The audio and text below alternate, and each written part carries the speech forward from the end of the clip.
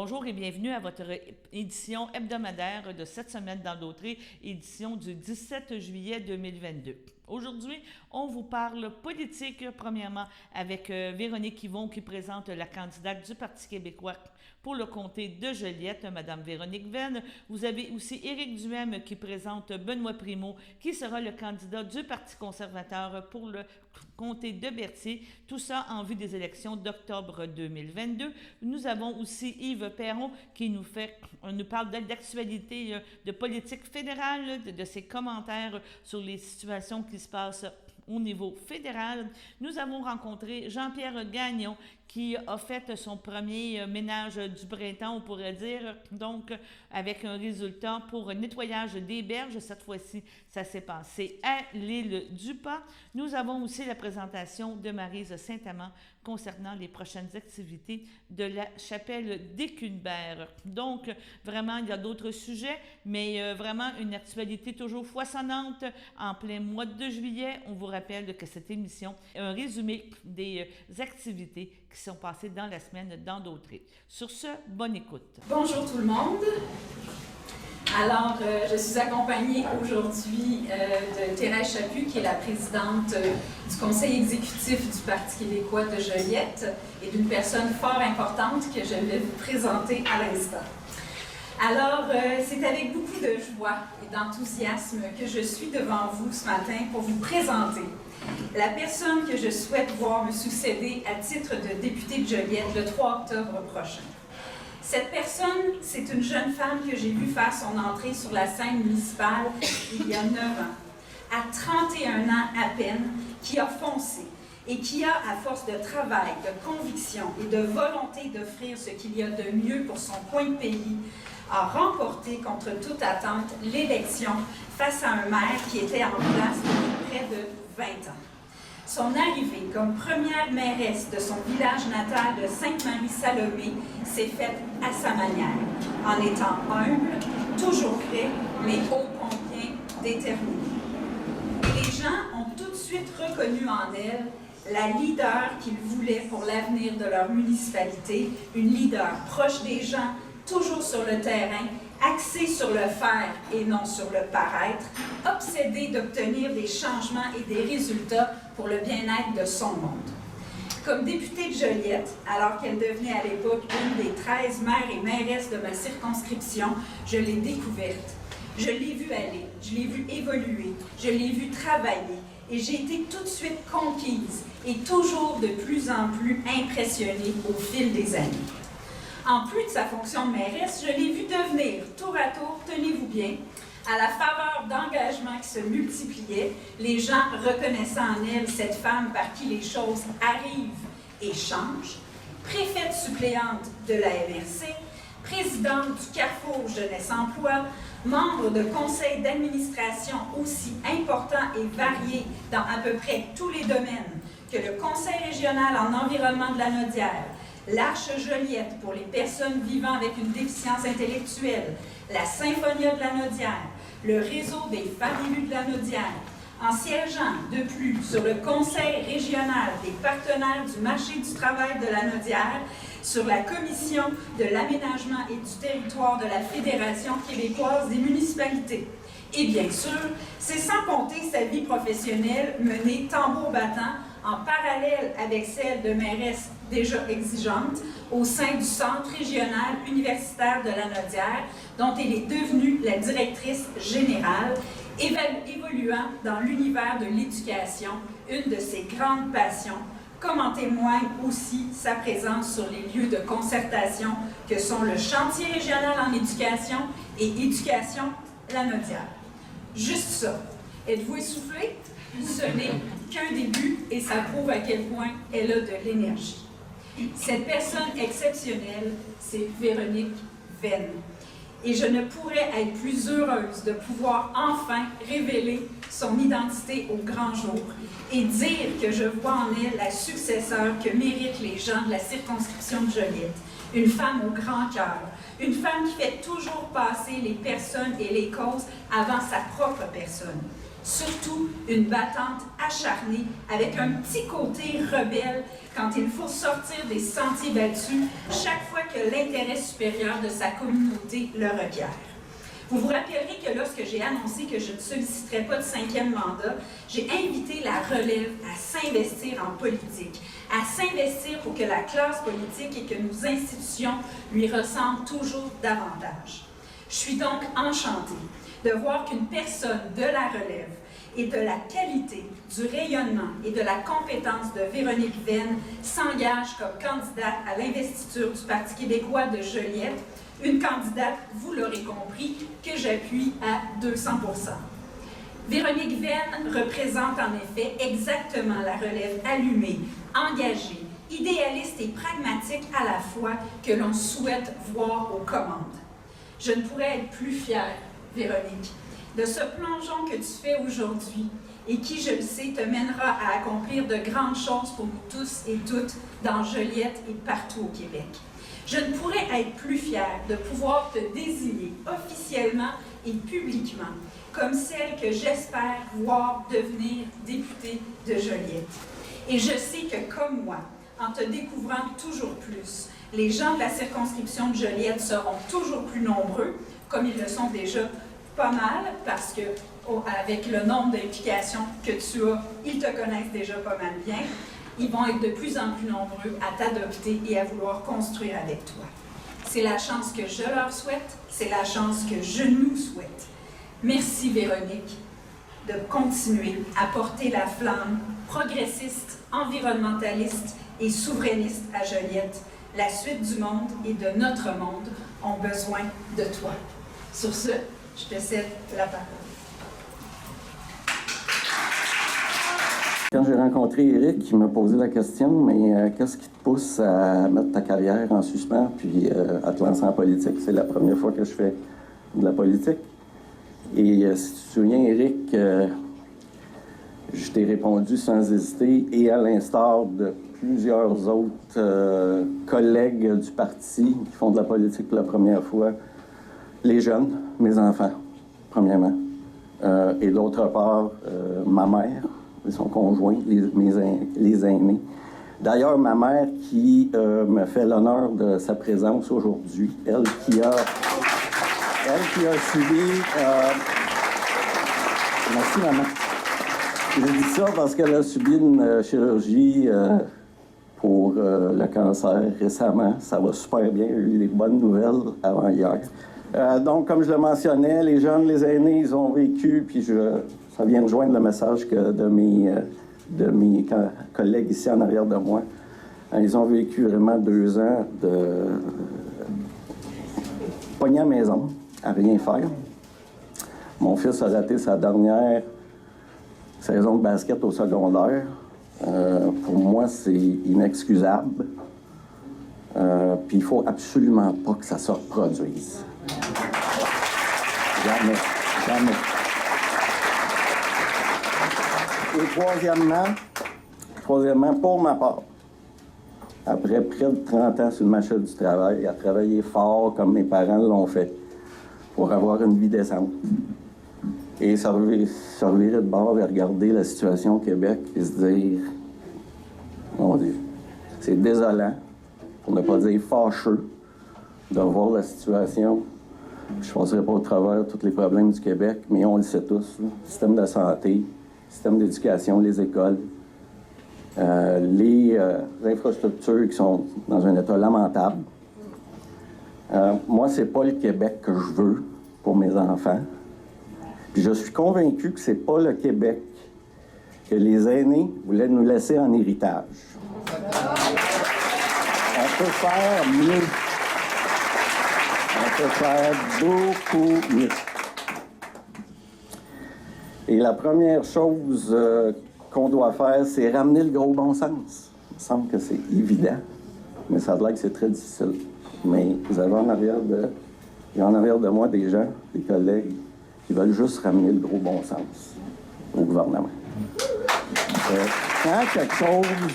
on en a des problèmes au Québec, mais quand quelque chose ne fonctionne pas, qu'est-ce qu'on fait? En tout cas, moi, je l'ai fait beaucoup dans ma carrière, là, comme ingénieur. On regarde le problème, on l'analyse, on trouve une solution, la meilleure, Puis après, qu'est-ce qu'on fait? On agit. On agit. On répare, on rénove, on remplace. Et la première chose à remplacer, le 3 octobre, c'est la CAQ. Durant ma carrière, j'ai eu vraiment le privilège de côtoyer, d'aller visiter, de partager, d'apprendre auprès de nombreux collègues européens et américains et de voir ce qui se fait de meilleur dans le monde. Ça m'a permis d'avoir comme une vision plus globale, plus internationale des enjeux. Et avec le programme du PCQ en santé, on le sait tous, comme amener le privé en renfort, donner le choix aux parents au niveau des services de garde. Bon, évidemment, on le sait tous, là, taxation, on veut baisser les taxes, on veut baisser les impôts. Mais moi, ça me parle. Ça me parle beaucoup.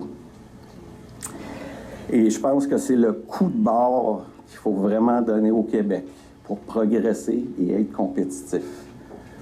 On n'a pas le choix. Et on va se le dire. Est-ce qu'on peut retrouver aussi une certaine douceur? Est-ce qu'on peut retrouver une certaine joie de vivre? Hein? Est-ce que... C'est une question. Est-ce que c'est encore permis d'avoir du plaisir au Québec? Est-ce que c'est encore permis? Des fois, on se... Oui. Des fois, je me le demande. Mais je pense qu'on est tous... on s'est tous posé la question à un moment ou à un autre. Mais ceci étant dit, nous, la grande famille des conservateurs, puis les gens qui vont venir nous se joindre à nous, faut pas se laisser définir. Faut pas se laisser caractériser. Faut pas se laisser étiqueter comme extrémiste. Les extrémistes, là, c'est pas moi, c'est pas mes collègues, c'est pas Éric, c'est pas les milliers de sympathisants et militants du Parti conservateur. Les extrémistes, là, c'est ceux qui veulent vous imposer un mode de vie, un monde unique, unidimensionnel, utopique. Vous avez le droit de faire ce que vous voulez. Vous avez le droit de faire ce qui est le mieux pour vous. C'est tout. Moi, j'ai grandi, j'ai été élevé dans une famille où on m'a inculqué des valeurs de travail, effort, responsabilité, intégrité, liberté. C'est des valeurs que prône le Parti conservateur du Québec. Et je sais pertinemment que c'est des valeurs que je partage avec les gens de la Nadière puis les gens du Québec. Éric, lors d'une de nos discussions, s'est aperçu qu'on avait pratiquement le même âge.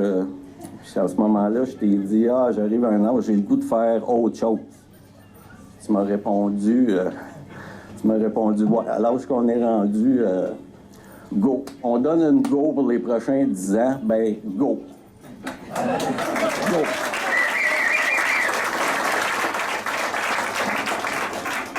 Donc, pour faire suite à mon implication en tant que vice-président de l'Association de Berthier, j'annonce officiellement que je me porterai candidat pour la circonscription de Berthier aux couleurs du Parti conservateur du Québec et dans l'équipe d'Éric Duhem.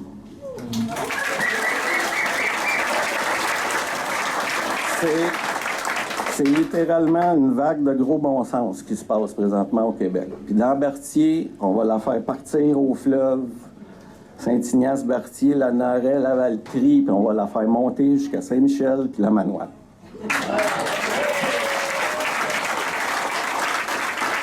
C'est le plus gros mouvement politique au Québec depuis des décennies. Je ne sais pas si vous le réalisez, là, mais c'est ça qui se passe. 60 000 membres du parti. On est rendu à environ 700 dans Berthier, des milliers de sympathisants.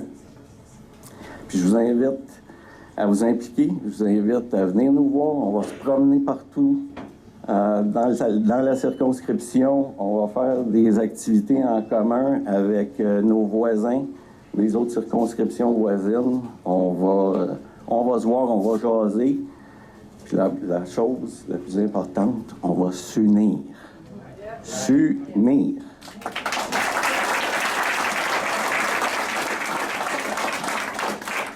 J'aimerais terminer par ceci.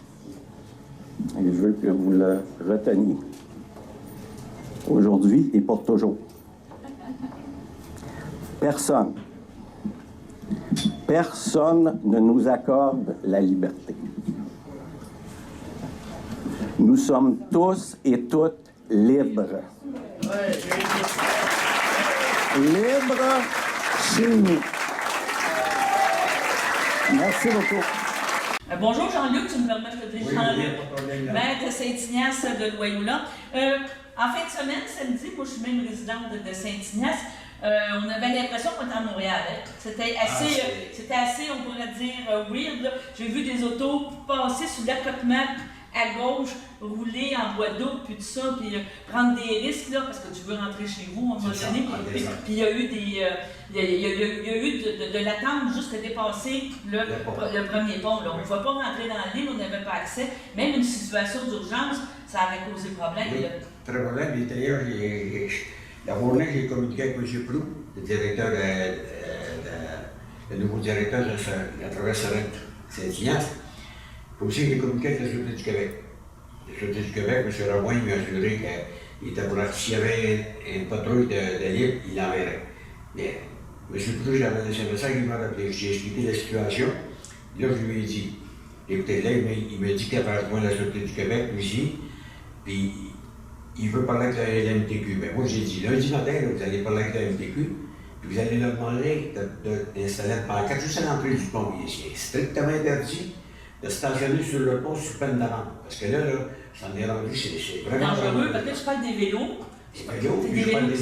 Des autos, les gens qui prennent des risques parce que je m'en arrêter, il y a toujours un cowboy qui n'est pas de la place, qui pense qu'il est en train de manquer son auto. Ce que je veux aussi, c'est que j'ai spécifié à la Société des traversiers, à toutes les entrées sur la rue de la Traverse, à toutes les entrées, je vais faire des lumières à GX.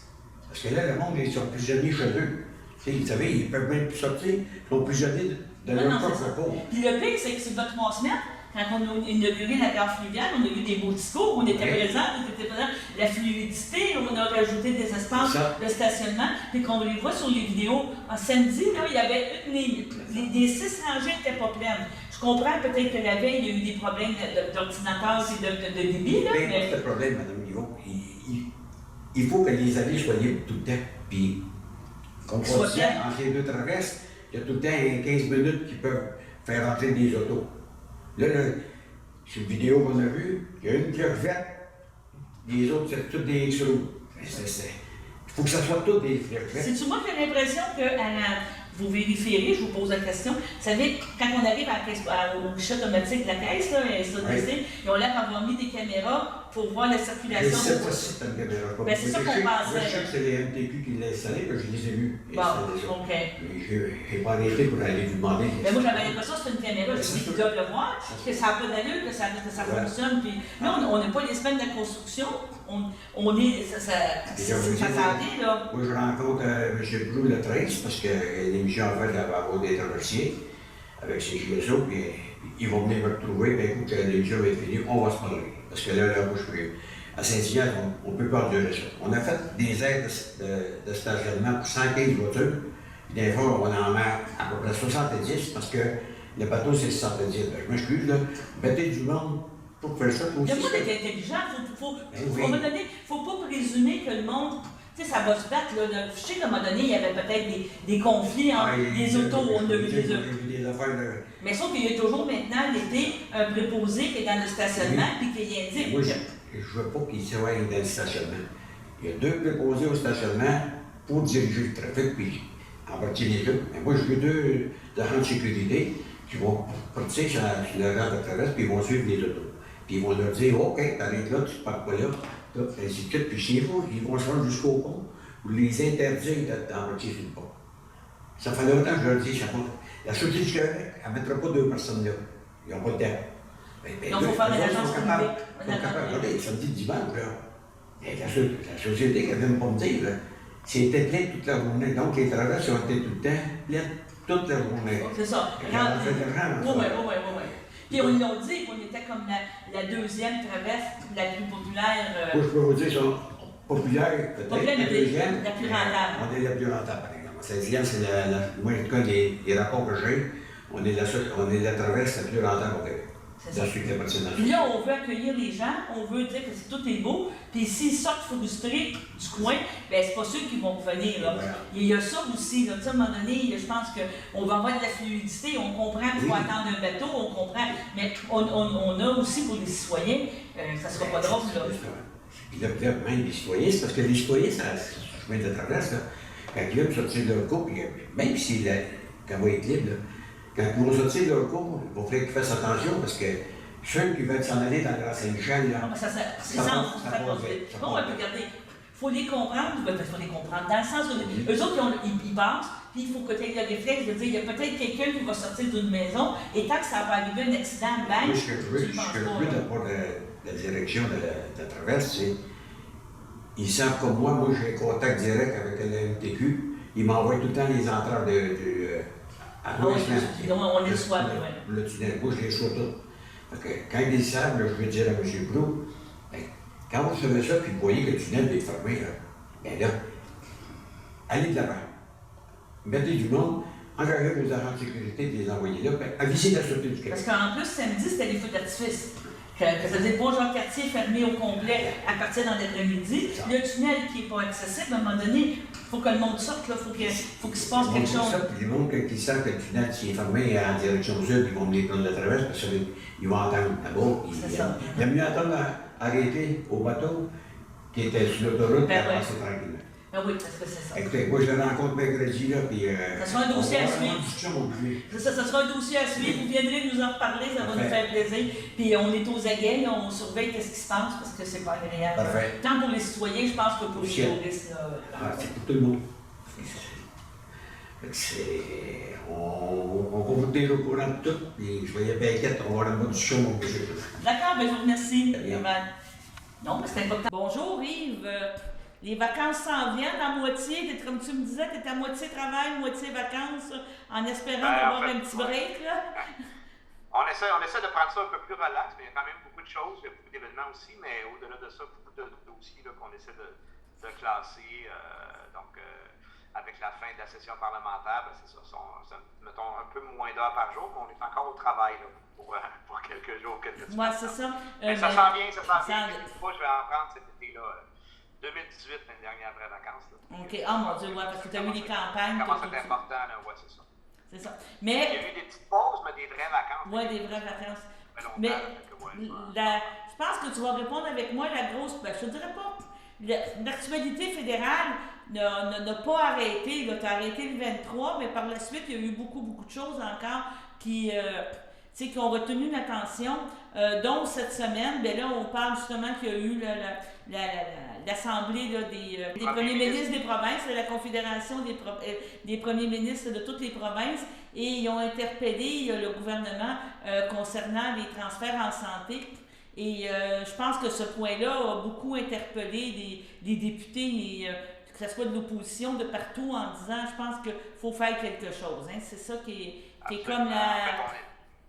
On est là-dessus depuis très longtemps, depuis avant les demandes des premiers ministres. On porte la demande de l'ensemble des premiers ministres des provinces et du Québec qui demandent de ramener les dépenses de 22 à peu près actuellement, de 22 là, à 35 la part que le fédéral paye pour le service de santé. Il faut se souvenir qu'au départ, dans les années 70, quand c'est mis en place l'État-providence, le fédéral paye 50 Graduellement, il s'est désisté, particulièrement quand il y a eu des problématiques de déficit dans les années 90, gouvernement Martin,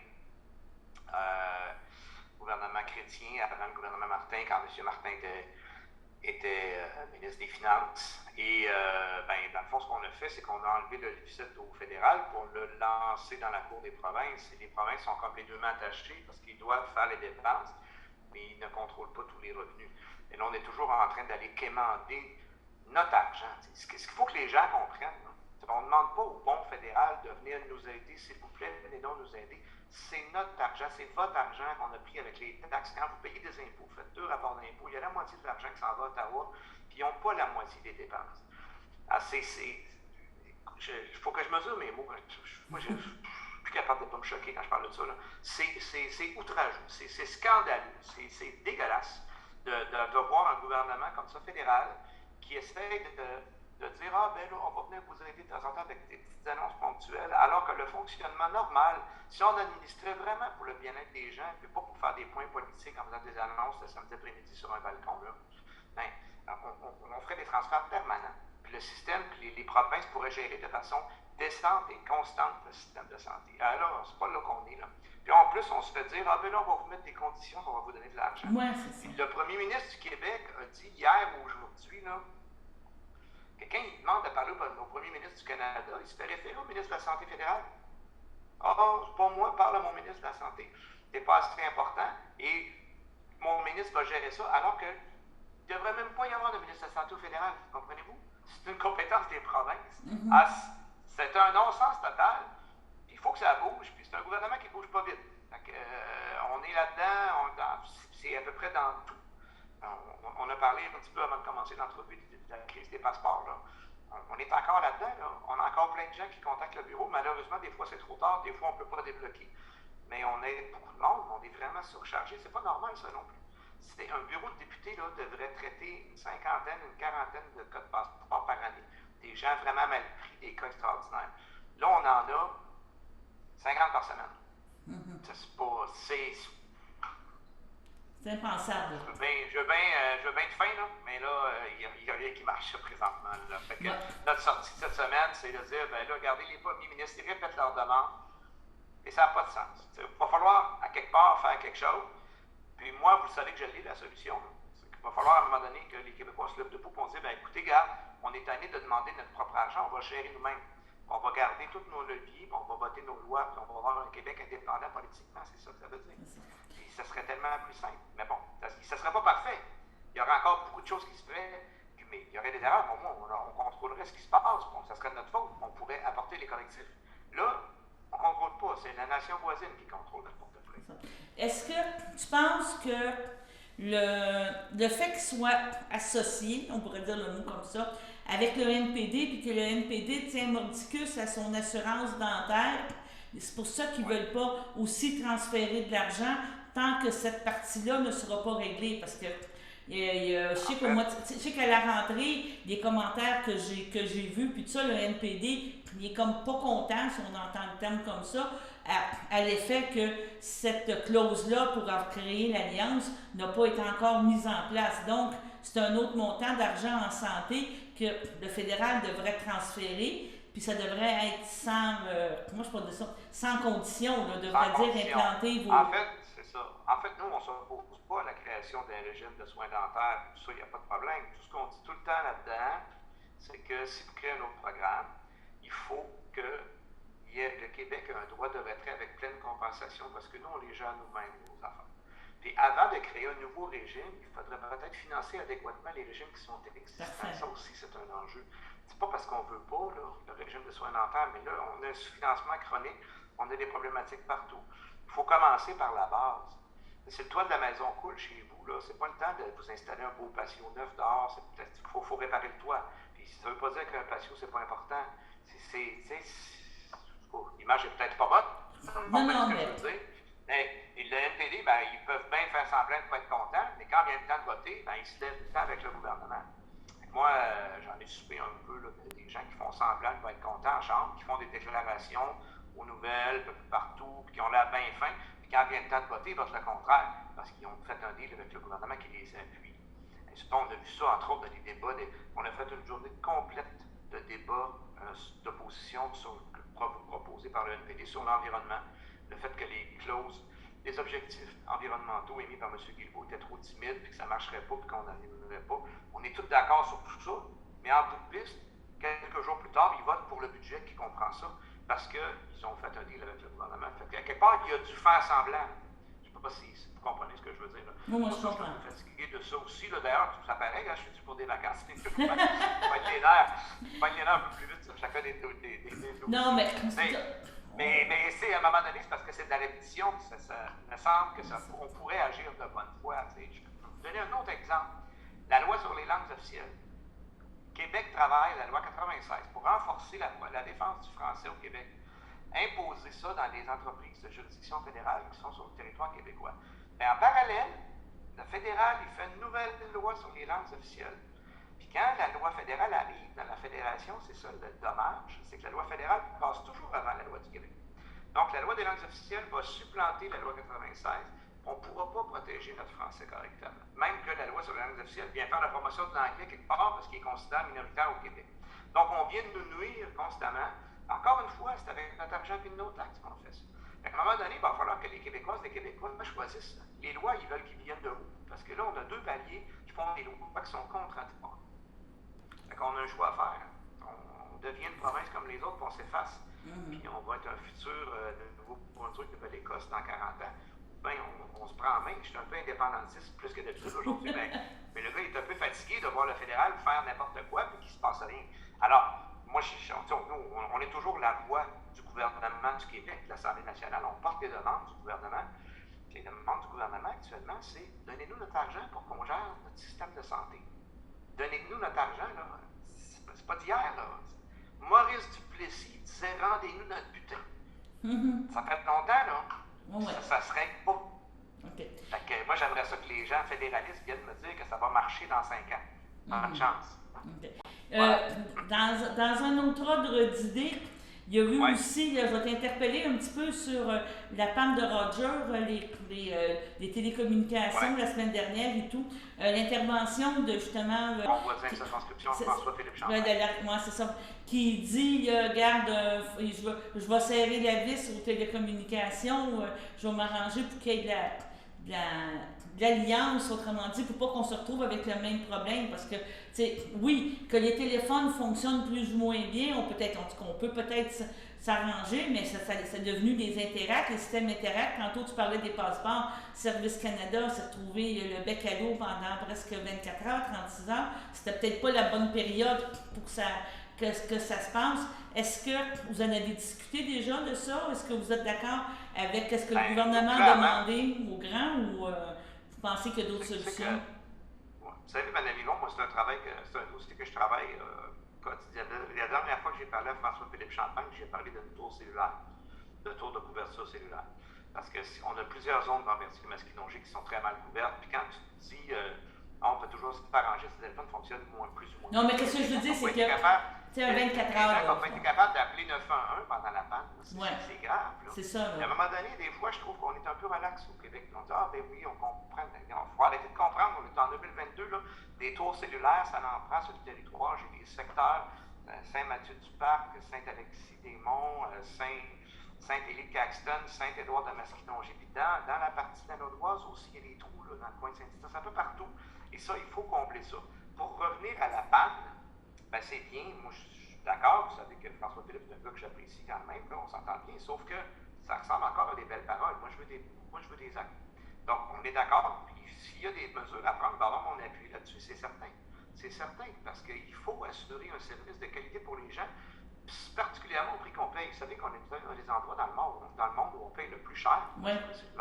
Ça non plus, ça n'a pas de bon sens. Voyons donc, on peut-tu réglementer pour que ça ait de l'allure un peu pour le monsieur, madame, tout le monde, comme on dit tout le temps, là, un peu en phrase cliché, là, mais pour les gens ordinaires, ça n'a pas de bon sens qu'on paye 80$ par mois pour un cellulaire. Non, c'est ça. C'est dans ce sens-là que je vais t'interpréter. Et on va te souhaiter quand même des belles vacances en espérant que ça puisse arriver. Peut-être en terminant, si les gens veulent rencontrer M. Blanchet, aujourd'hui, j'ai la misère avec mes mots, excuse-moi, ils couperont. François, avec le chef. En fait, on avait planifié un petit cocktail de financement là, la semaine dernière. C'était le 7 juillet. Et puis, il y avait eu des contacts COVID là, dans ma famille proche. Et j'étais dans les premiers jours. Puis vous savez que ça repart. Là, on a l'impression que c'est fini. Mais nous, il faut qu'on fasse en plus 2 fois plus attention que tout le monde. Puis on ne voulait pas réunir une 50aine, 60aine de personnes. Non, ça je comprends. Alors on a reporté ça au 17 août. On va être à la Norée, au vignoble L'Anneau d'Or, c'est une belle place. Fait que, sur les pages Facebook, là, il y a toutes les informations si jamais il y a des gens qui s'intéressent. Sinon, c'est bien sûr que M. Blanchet fait son tour dans le comté de temps en temps aussi, là, des visites, des choses comme ça. Alors, quand on aura l'occasion, puis moi aussi, pendant l'été, là, je vais quand même faire les marchés, quelques petits événements, c'est sûr, on en a parlé, on a nommé à plusieurs reprises, j'essaie de prendre un bloc de quelques semaines de vacances là, qui est bien mérité, mais on sera présent quand même, là, puis l'équipe va toujours être active, le bureau est ouvert tout l'été. OK. Faites mal pris, 819-228-1210, n'hésitez pas, on fait un paquet de choses, des fois les gens sont surpris comment on peut les référer aux services correspondants à leurs besoins, alors on est là pour vous autres, puis c'est notre job, donc soyez pas gênés de nous appeler. Je m'excuse pour les petits accros de nom aujourd'hui, je sais pas, j'ai peut-être pas de problème. des vacances. On est entre nous. C'est ça. Ben, je te remercie beaucoup, Yves. Puis, comme je te dis, s'il y a d'autres points qui se passent dans l'actualité politique fédérale, on suit ça aussi. Là, il peut se passer n'importe quoi. On va suivre ça, puis on va peut-être interpeller encore sur différents sujets. Merci. C'est bon. Bye-bye. Allô Jean-Pierre, comment ça va? On est aujourd'hui sur justement là, le quai pour la société récro-touristique là, qui fait la navette avec Saint-Barthélemy. Et toi, avec Zone Bayonne, ben, vous avez continué votre tradition du nettoyage des berges. C'est votre première activité cette année. Peux-tu nous expliquer pourquoi?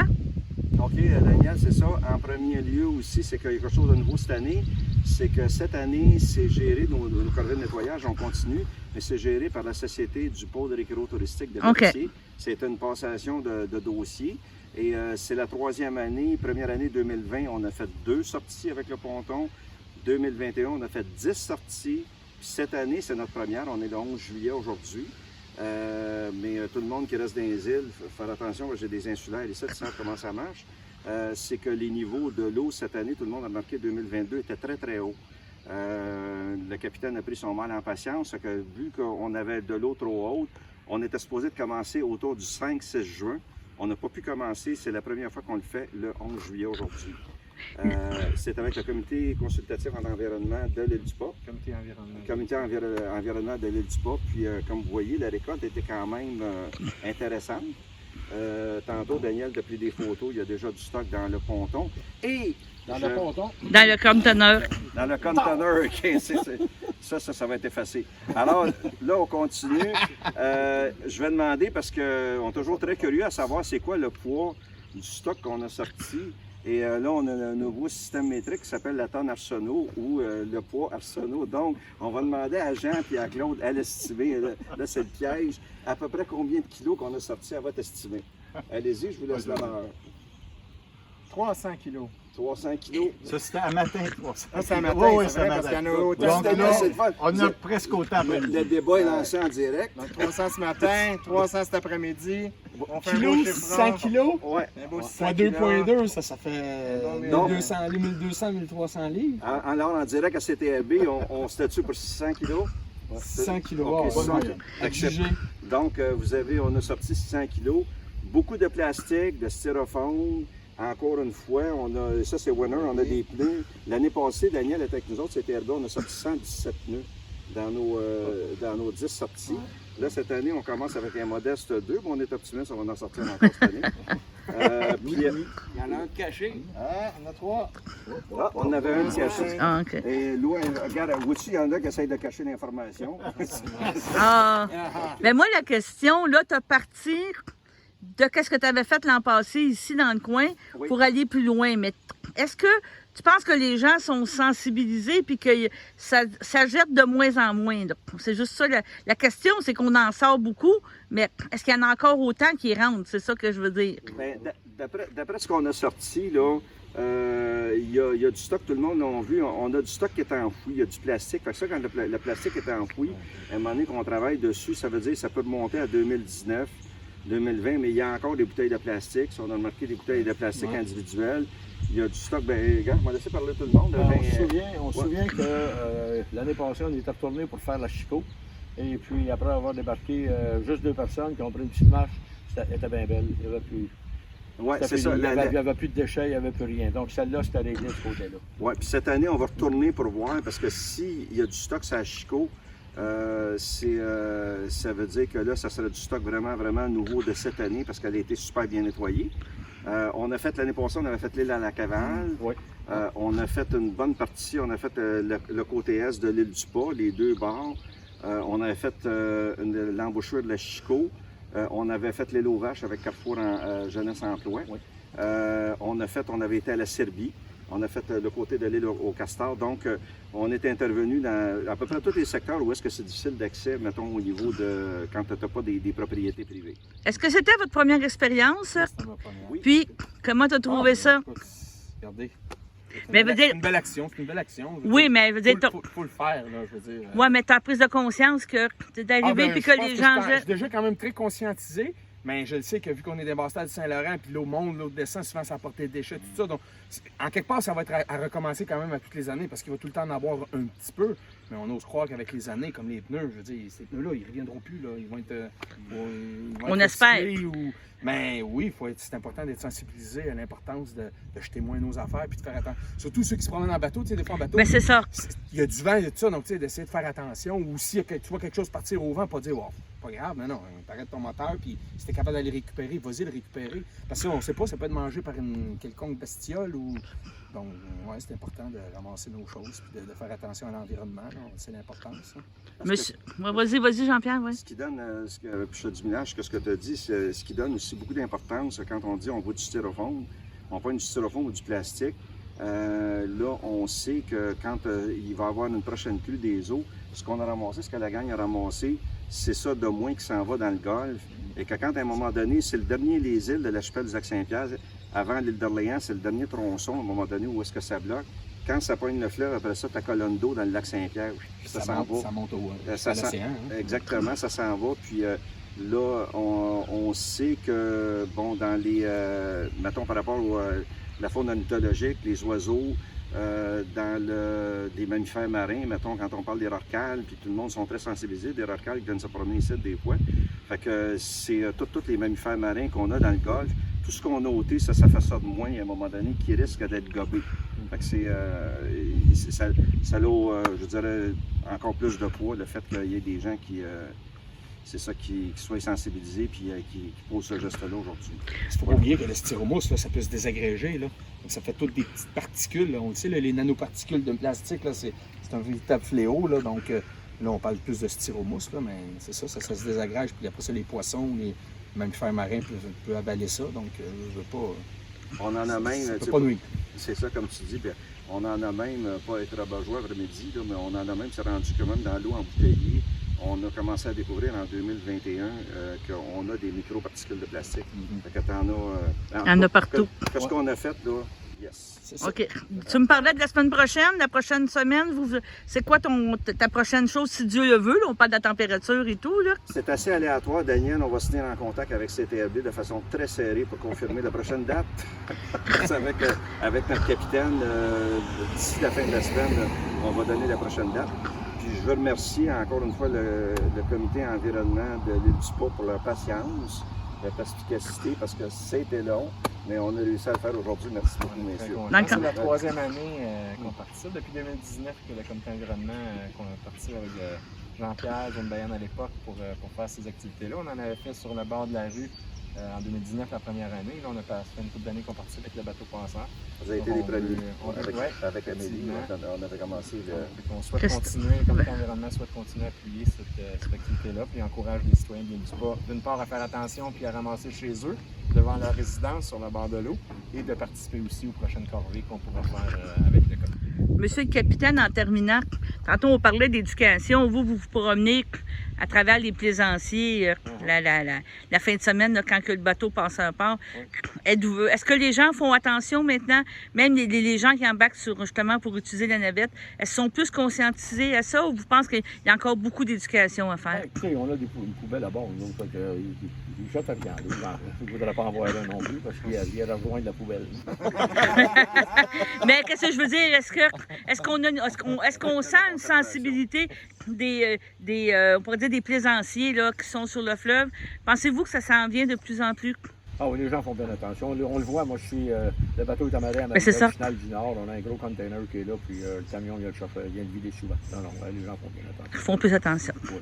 Bon, ben on va vous souhaiter une prochaine cueillette, toi, Jean-Pierre, au-dessus encore dans ta récolte d'objets. Puis juste pour finir, on doit toujours être fin avec ceux qui nous permettent de réaliser ça. On a EBI Environnement qui sont un partenaire indéfectible qui amène le conteneur. On a la Fondation Justine Guindon qui nous a aidés, aussi financièrement pour la Société du pôle de récréation touristique de Berthier. On a le Pacte rural, la MRC d'Autrey, puis pour la diffusion de l'information, on a CTAB TV avec nous autres cet après-midi. Parfait. Ils sont un partenaire aussi. Merci beaucoup, Daniel. Merci. Merci. Merci beaucoup encore. Je suis vraiment heureuse de vous avoir ici. Tout le monde, je pense que pas mal tout le monde est là ou a un représentant. C'est vraiment un honneur pour moi de vous avoir.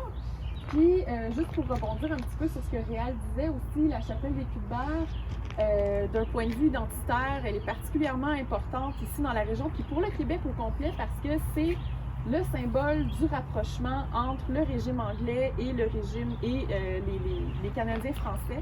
Ne serait-ce que de par son architecture, c'est le même plan qu'une maison traditionnelle québécoise de l'époque. Le seigneur Culs-de-Berre avait même fait installer là, un symbole plus catholique là, au sommet du clocher. Donc, il y a vraiment c'est vraiment un symbole du rapprochement entre ces deux cultures-là. Donc, même au niveau national, c'est un symbole particulièrement important. Les travaux de restauration sont encore en cours. On a normalement des beaux volets qui sont dans un atelier de restauration en ce moment. On s'est fait installer des gouttières en cuir. Oui, on espère qu'ils vont rester longtemps.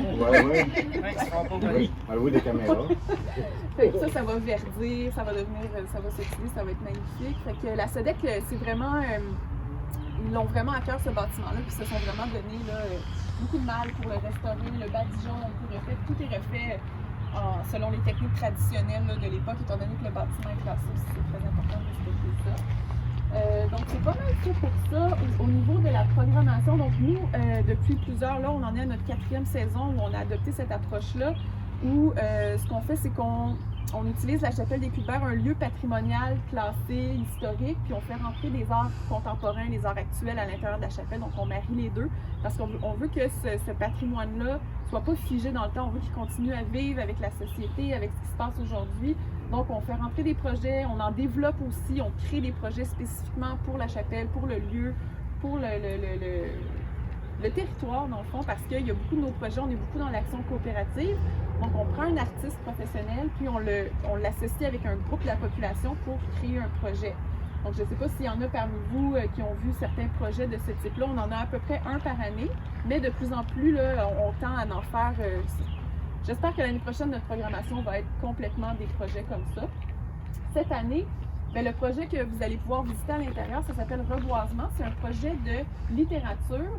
Donc, c'est une poète, une écrivaine qui a donné des ateliers de médiation culturelle à la population. Et puis, il y a un projet qui s'est développé autour de ça. Son projet, ça s'appelle Reboisement. Donc, ça parle de ça. Puis, elle a rempli des arbres dans la chapelle. Vous allez voir, c'est très, très, très impressionnant. Puis, au Jubé, on accède au Jubé par l'extérieur. Il y a aussi les poèmes des participants que les gens ont écrits. Cette année aussi, on a, après l'exposition de Chantal Ringuet, on va avoir Claudia Bernal, qui est une artiste de renom international, qui va venir nous installer un projet. Ça, c'est une exposition qu'elle a déjà présentée, mais il y a aussi un documentaire des gens de Toronto qui vont venir documenter le processus, tout ça. Donc, on commence à radier beaucoup, on est très fiers de ça. On a des résidences aussi. Ça, des résidences, je ne sais pas si vous savez ce que c'est, mais on invite des artistes à venir s'installer dans la chapelle puis à créer un projet. Donc là, on a une conteuse, Evelyne Ménard, elle va venir s'asseoir puis elle va discuter avec les gens. Et puis, on a aussi, grâce à la municipalité de Berthierville, à la ville de Berthierville, on a un projet de danse contemporaine. Donc, on a 3 artistes qui vont venir faire un projet de danse sur le site pendant 5 jours. Puis, la 6e journée, ils vont présenter, ils vont faire le spectacle. C'est dans le cadre des festivités du 350e, donc on est très heureux de ça. Donc, ça, c'est les 2 résidences qu'on a cette année. On a aussi un projet Iphigénie et les co-créatrices de Homing, ça va être au Jubé, c'est des micro-histoires, donc c'est un volet documentaire qui parle des gens d'ici. C'est des vidéos documentaires qui ont été faites avec les gens d'ici. On a tellement de choses. Malgré tout, nos 2 mois d'ouverture cette année, là, ça déborde. Mais surtout, je veux vous parler de la musique. On a une résidence, c'est vrai. Réal qui me fait du air guitar. Ben oui, c'était super. Oui, on a aussi une résidence en musique de création avec 2 artistes, Stéphane Diamantacchio et Sébastien Sauvageau, qui vont venir s'installer dans la chapelle et puis qui vont expérimenter avec l'acoustique du bâtiment. Puis ils vont faire un spectacle qui va être présenté là, dans le courant du mois de septembre. Ça, c'est un petit peu plus difficile à négocier parce qu'on va avoir des travaux aussi à la toiture. Fait que là, il fallait que je parle à l'entrepreneur. Je dis non, tu peux pas faire, moi je vais. Fait que là, on est encore en train de négocier tout ça, mais il devrait pouvoir faire la résidence malgré tout. Parce que les travaux vont se poursuivre cet automne. Puis c'est ça. Ce projet-là, je sais pas si vous vous demandez ce que c'est, si vous en avez entendu parler, c'est une œuvre d'art publique et une infrastructure culturelle qui est réalisée par l'artiste Yolande Harvey, qui est de Saint-Hubert, qui a déménagé maintenant, mais qui a habité au-dessus de 25 ans à Saint-Hubert. Et ça, ça va être installé là-bas, où il y a les 3 arbres. Ça va mesurer une 60aine de pieds de circonférence par 22 pieds de diamètre. Puis c'est aussi une infrastructure, c'est un endroit où on va pouvoir faire des spectacles, des concerts, il va y avoir un éclairage. Puis ce projet-là, c'est, comme je vous disais tantôt, c'est un projet de médiation culturelle parce que tous les motifs dans les feuilles ont été faits par un groupe de jeunes qui fréquentent la Maison des jeunes de Berthier, puis l'école secondaire aussi. Donc c'est un partenariat Maison des jeunes Pierre de Lestage. Donc c'est 11 jeunes qui ont réalisé le design là, des feuilles. Ça c'est magnifique là, quand le soleil passe au travers, ça fait des motifs, puis au fur et à mesure que la journée avance, tout ça, ça change par terre. Puis c'est un endroit, c'est ça qu'on va... La Maison des jeunes va fréquenter l'endroit, ils vont tenir des activités là. La population aussi, ça va vraiment être un lieu de rassemblement sur un site patrimonial qui est représentatif de notre identité d'ici. Donc ça, cette infrastructure-là, ça va être vraiment fantastique. Puis la chapelle, c'est petit, hein? Quand on tient des concerts, on est tout poigné, on est en dedans, puis ça, on va pouvoir sortir dehors, faire ça à air ouvert, à l'extérieur, de la danse, de la musique. Ça va être vraiment un endroit magique. Même couleur, ça va être la même couleur que la chapelle, donc il y a un écho à tout ça. J'aurais aimé ça que Yolande soit là pour en parler, mais malheureusement, elle ne pouvait pas.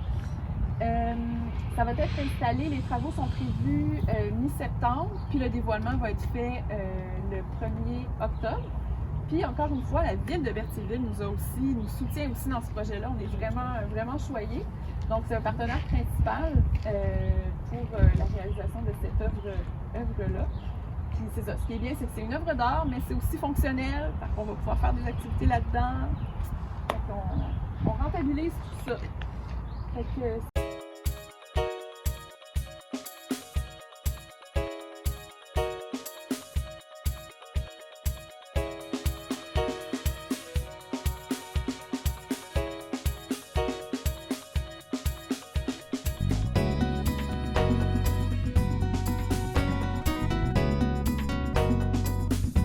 Bonjour Dominique et bonjour Thibault. Vous me permettez que je vous appelle par vos prénoms? Ben oui. On est au vignoble Saint-Gabriel et on est avec une de vos œuvres qu'on voit ici. Et toi Thibault, c'est des codes QR. C'est vraiment, on te connaît déjà parce qu'à Berthier, t'as fait une exposition, je encore de thèmes sonores, puis tout ça, à la chapelle des Culs-de-Bec. Qu'est-ce qui a créé votre rencontre? Première question. Qu'est-ce qui fait que vous avez élaboré ce projet-là ici? Eh bien, oh mon Dieu, ben, déjà l'amour de la nature. Moi, en art visuel, ça fait 2 ans que je travaille dans la nature et je fais des installations éphémères. L'an dernier, Thibault m'a invité lors d'une exposition à Sainte-Mélanie. Et puis, c'est comme ça qu'on a fait connaissance. Puis, quand j'ai fait cette exposition, je me suis dit, ça serait merveilleux. J'avais envie de recollaborer avec Thibault.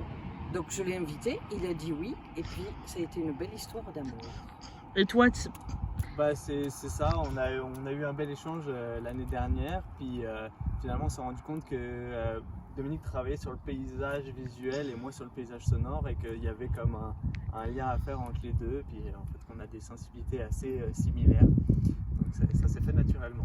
Qu'est-ce qui a motivé votre choix de venir ici, au vignoble Saint-Gabriel? Dans un endroit assez restreint, on va dire, on a 3 paysages différents.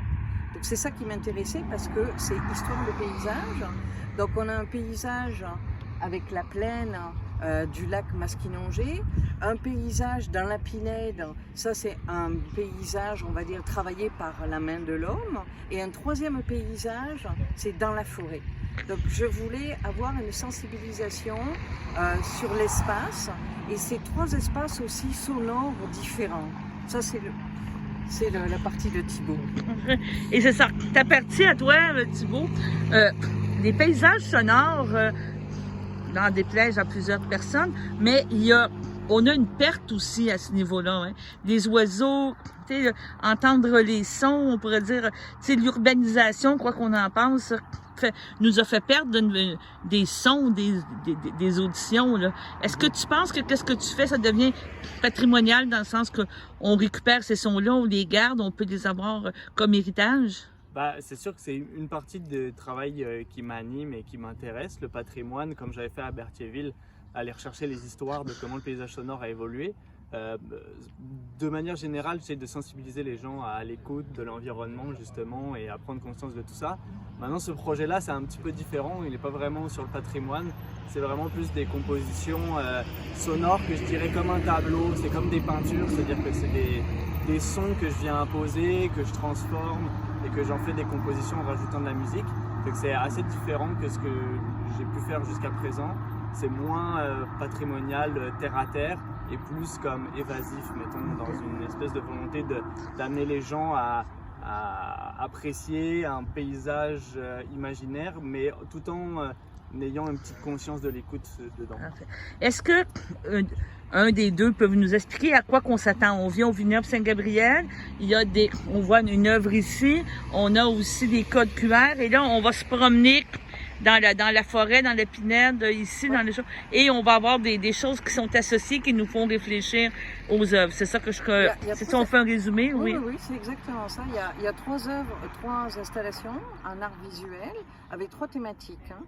Et à côté de chaque installation, il y a une pancarte avec des codes QR. Donc, on voit l'œuvre visuelle, plus avec notre cellulaire et les écouteurs, on peut écouter les créations de Thibaut. La première installation, la thématique, c'est la mémoire. Et là, en juxtaposant en transparence un dessin de mon père qui a fait au pastel un paysage viticole de ma région natale, la Catalogne, on voit en transparence le paysage de la plaine du lac Maskinongé. Donc c'est 2 cultures qui se fusionnent. Donc en regardant ça, on peut écouter la création de Thibaut. Puis la deuxième installation... Ah, on parle de sonore. La deuxième installation, elle est à 2 minutes de marche dans la Pinède qui est derrière la maison. Là, la thématique, c'est l'imaginaire. Le même principe avec les codes QR. Et la 3e installation, c'est dans la forêt, à 3 minutes de marche aussi.